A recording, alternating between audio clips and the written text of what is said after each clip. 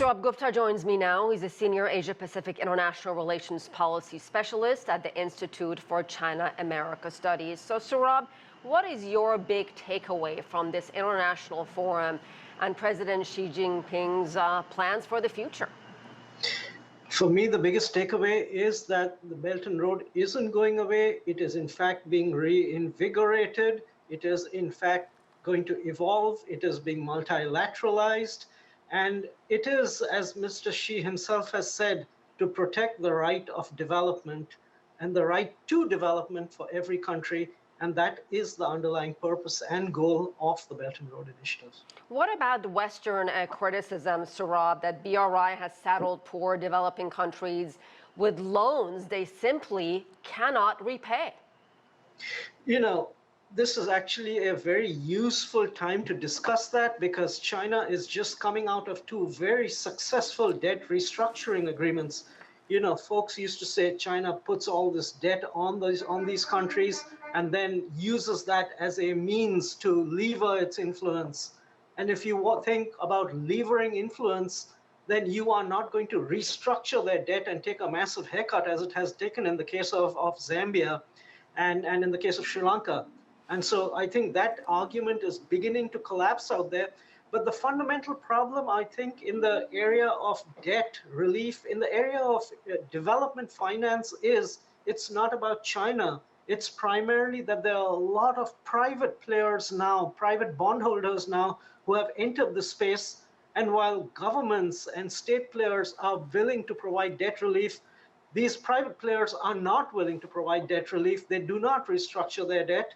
And this puts a lot of these poor developing countries, who some of them should not be taking on so much debt from these private bondholders, in a position of jeopardy.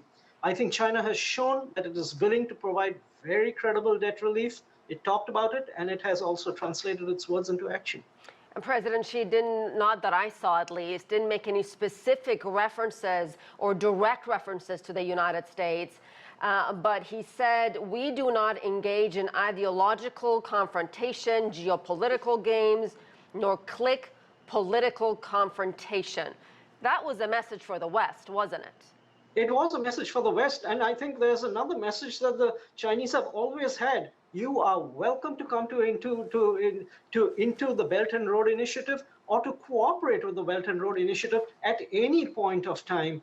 It is the West which has chosen to look away and have all sorts of reasons why they don't want to do it. This was the same case with at the time of the Asian Infrastructure Investment Bank.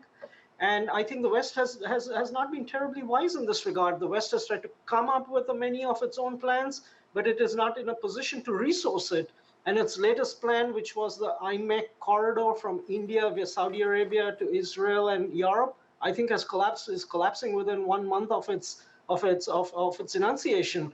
And I think the point out here is not to make this also a West versus the rest issue. Development finance and development helps everybody. If everybody can get on the same platform, as Secretary Janet Yellen has tried to do in terms of increasing the capital of the multilateral development banks, it